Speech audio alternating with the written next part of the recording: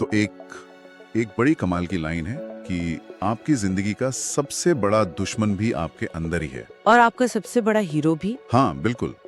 और ये लाइन सीधे हमारे आज के स्रोत से है, master your thoughts master your life नाम की एक ऑडियो बुक समरी से। जो सीधे मुद्दे पर आती है ना। बिल्कुल।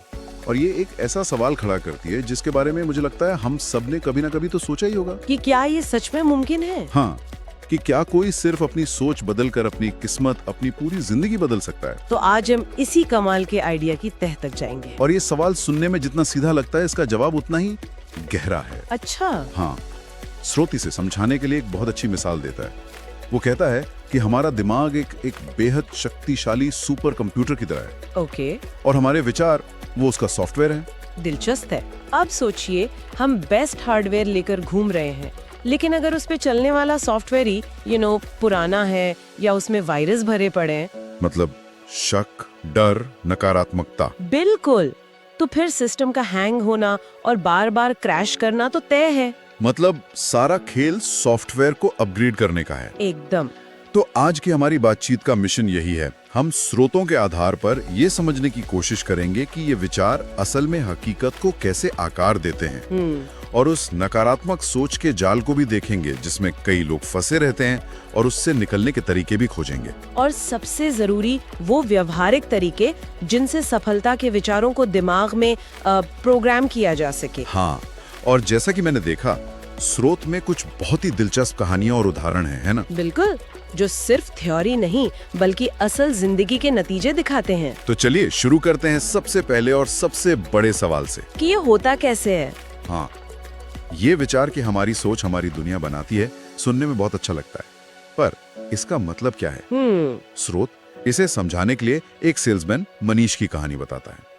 मनीष अपनी नौकरी से कह सकते हैं नफरत करता था। और उसके दिमाग में बस एक ही बात चलती थी, क्या मैं सेल्स के लिए बना ही नहीं हूँ। ओके, ये तो बहुत से लोग सोचते हैं। सही बात है, लेकिन ये सिर्फ एक ख्याल नहीं था, ये उसकी हकीकत बन चुका था। कैसे? स्रोत बताता है हाँ। कि इस एक विचार की वजह से उसका आत्मविश्वास इतना कम था कि वो क्लाइंट से नजरें मिला के बात ही नहीं कर पाता था। अच्छा। उसकी आवाज में खिचकिचाहट होती थी, उसकी बॉडी लैंग्वेज हारी हुई होती थी। तो जाहिर है उसका टारगेट कभी पूरा नहीं होता होगा। कभी नहीं, जिससे उसका ये विश्वास और भी पक्का हो जाता था कि हाँ, मैं सच में सेल्स के लिए नहीं बना हूँ। ये तो एक दुष्चक्र है। बिल्कुल। लेकिन फिर बदलाव कैसे आया? मतलब सिर्फ एक दिन उठकर ये सोचने से कि मैं बेस्ट सेल्समैन हूँ, क्या सब कुछ बदल गया? ये थोड़ा ज्यादा नाटकीय नहीं लगता? आपका सवाल बिल्कुल सही है, और स्रोत भी यही कहता है कि ये कोई जादुई छड़ी नहीं है। बदलाव एक दिन में नहीं आया। तो फिर मनीष ने पहले तो जबरदस्ती, बिना यकीन किए, खुद से ये कहना शुरू किया, मैं एक बेहतरीन सेल्समैन बन सकता हूँ। ओके, बस कहना शुरू किया। हाँ, और शुरुआत में उसके दिमाग का जो पुराना सॉफ्टवेयर था, वो इस नए कमांड को बार बार रिजेक्ट कर रहा था। लेकिन उसने हार नहीं मानी। धीरे धीरे इस नए विचार ने उसकी ऊर्जा में एक छोटा सा, बहुत छोटा सा बदलाव लाना शुरू किया। कैसा बदलाव? जहाँ पहले वो मीटिंग में डर के साथ जाता था, अब वो 1% ज्यादा उम्मीद के साथ जाने लगा। अच्छा, तो ये एक धीमी प्रक्रिया है। विचार ने पहले उसकी अंदरूनी हालत को बदला। बिल्कुल। उस 1% उम्मीद ने उसकी आवाज में थोड़ी मजबूती दी, उसकी बॉडी लैंग्वेज को थोड़ा सुधारा, और जब क्लाइंट्स ने ये हल्का सा बदलाव देखा तो उनका रिएक्शन भी थोड़ा बेहतर हुआ। एकदम।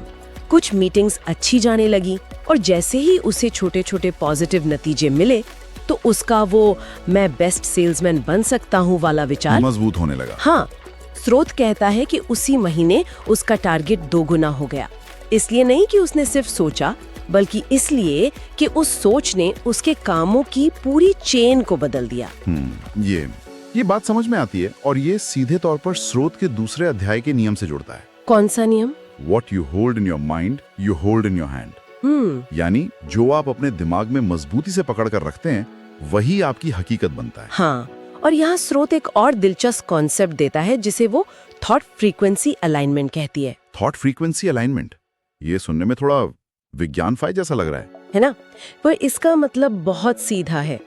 इसका मतलब है कि आपकी सोच, आपकी भावनाएं और आपके काम तीनों एक ही दिशा में होने चाहिए। ओके।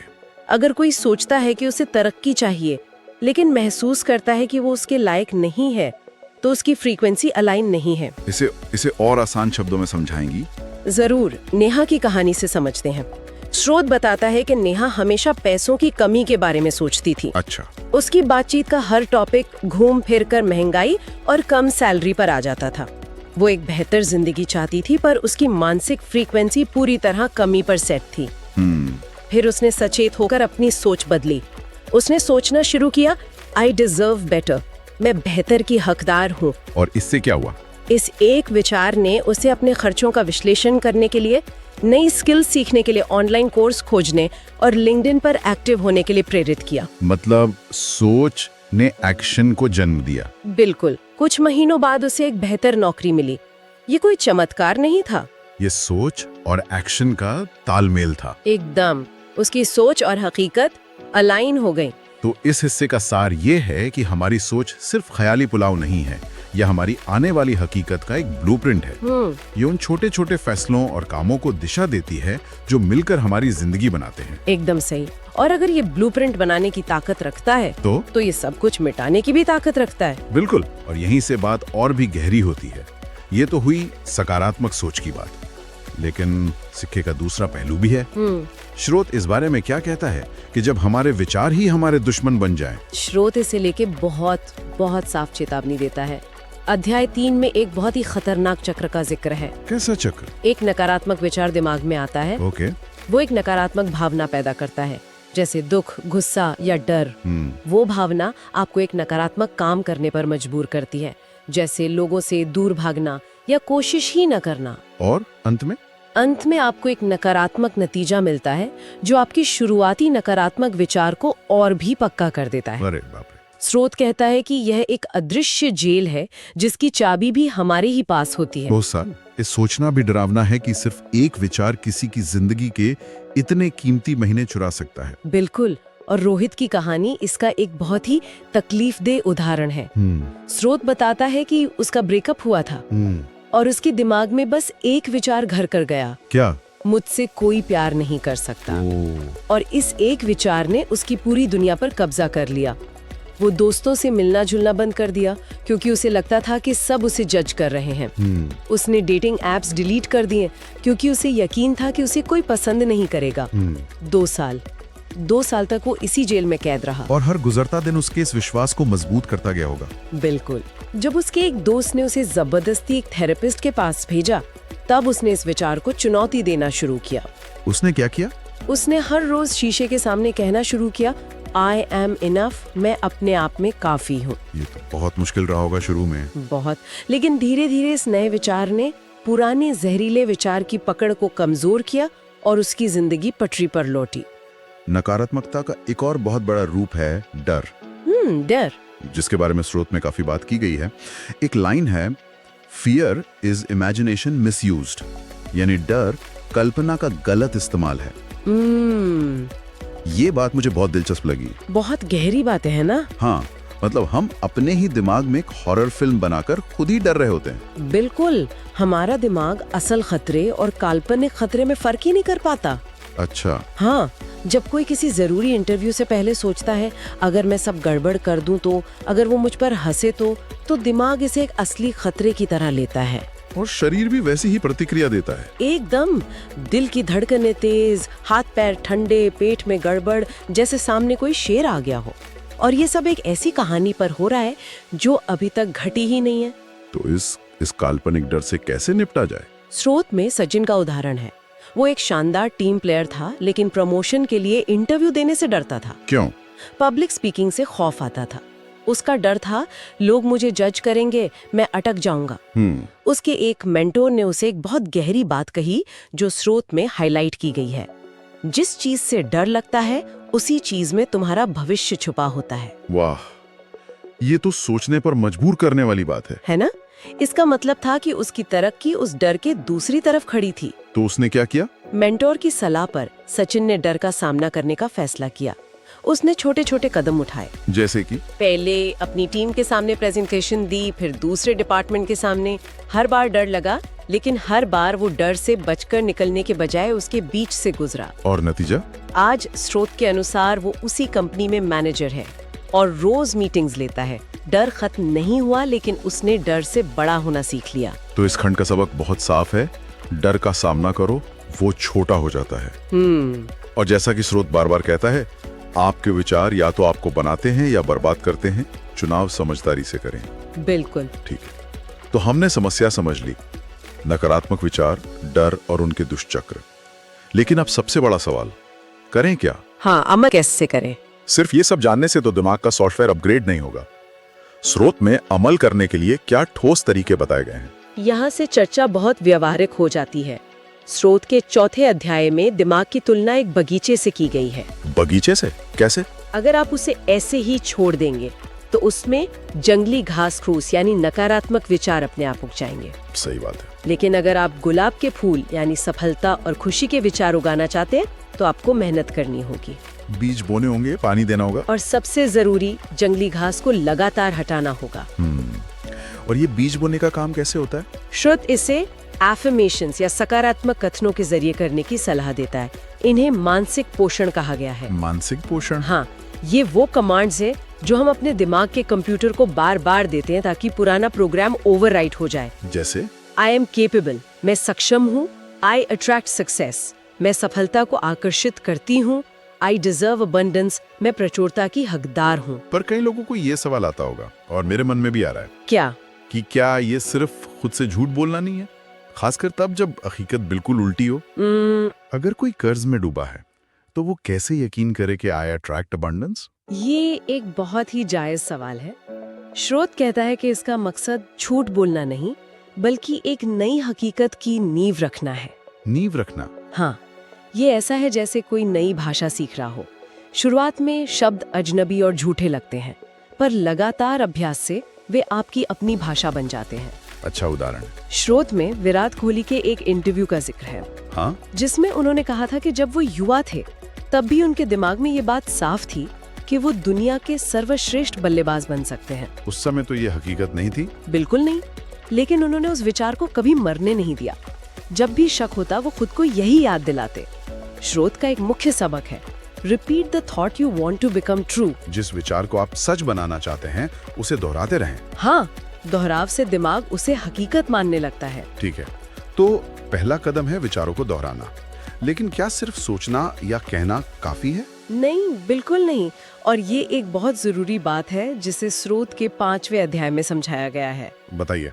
विचारों को भावना के ईंधन की जरूरत होती है। भावना का ईंधन? हाँ, अगर कोई सिर्फ मशीन की तरह दोहराता रहे, मैं अमीर बनूंगा, तो कुछ नहीं होगा। लेकिन जब कोई ये महसूस करता है, जब वो उस सफलता की खुशी, उस आत्मविश्वास को अपनी नसों में महसूस करता है, तब दिमाग और ब्रह्मांड दोनों उस संदेश को गंभीरता से लेते हैं। मतलब विचार दिमाग की भाषा है और भावनाएं शरीर की। क्या बात है, बिल्कुल। जब दोनों एक साथ काम करते हैं तो नतीजे तेजी से मिलते हैं। इसका कोई उदाहरण है स्रोत में? हाँ, अदिति नाम की एक डांसर की कहानी है। उसे स्टेज पर जाने से पहले बहुत घबराहट होती थी। Stage fright. हाँ, उसके कोच ने उसे तकनीक सिखाई। परफॉर्मेंस से ठीक पहले वो आंखें बंद करके ये कल्पना करती थी कि वो पहले ही शानदार परफॉर्मेंस दे चुकी है। अच्छा? वो लोगों की तालियों की गूंज सुनती थी, अपने चेहरे पर स्टेज की गर्म लाइट महसूस करती थी और जीत की खुशी को अपने दिल में महसूस करती थी। तो उसने सिर्फ सोचा नहीं बल्कि जीत को महसूस किया। बिल्कुल। स्रोत इसे emotion plus thought equals confidence explosion का फॉर्मूला कहता है। ये तो बहुत शक्तिशाली तकनीक है। तो हमारे पास अफर्मेशंस हैं और उन्हें महसूस करने की तकनीक है। क्या इन्हें रोजमर्रा की जिंदगी में शामिल करने का कोई तरीका बताया गया है? बिल्कुल। आदत बनाने के लिए स्रोत के 7वें अध्याय में एक बहुत ही सरल दैनिक अभ्यास का जिक्र है। क्या है वो? ये दिमाग को रीप्रोग्राम करने के लिए एक मेंटल हाइजीन रूटीन की तरह है। इसके 3 हिस्से हैं। बताइए। पहला, सुबह का विचार। उठते ही दिन की चिंताओं में डूबने से पहले एक इरादा सेट करें, जैसे टुडे आई चूज ग्रोथ, आज मैं विकास को चुनता हूँ। हाँ। दूसरा, दोपहर का रीसेट। दिन के बीच में जब तनाव हावी होने लगे तो 1 मिनट का ब्रेक लें और खुद को याद दिलाएं, I am on the right path, मैं सही रास्ते पर हूँ। ये भटके हुए दिमाग को वापस ट्रैक पर लाता है। सही। और तीसरा, रात का आभार।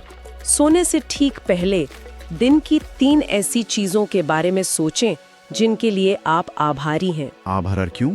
स्रोत कहता है कि आभार दिमाग को कमी की सोच से हटाकर प्रचुरता की सोच पर केंद्रित करता है। ये छोटा सा अभ्यास रोज करने पर दिमाग के सोचने का पैटर्न बदल सकता है। तो आज के हमारे इस गहरी बातचीत का सार यही है। हमने समझा कि कैसे हमारे विचार एक ब्लूप्रिंट की तरह काम करते हैं, हमारी हकीकत को आकार देते हैं। हमने ये भी देखा कि नकारात्मकता और डर जैसे अंदरूनी दुश्मन कैसे एक अदृश्य जेल बना सकते हैं। बिल्कुल। और आखिर में हमने सकारात्मक कथनों, भावनाओं के ईंधन और एक दैनिक अभ्यास जैसे शक्तिशाली उपकरणों के बारे में जाना, जिनसे हम अपने दिमाग को सफलता के लिए तैयार कर सकते हैं। बिल्कुल।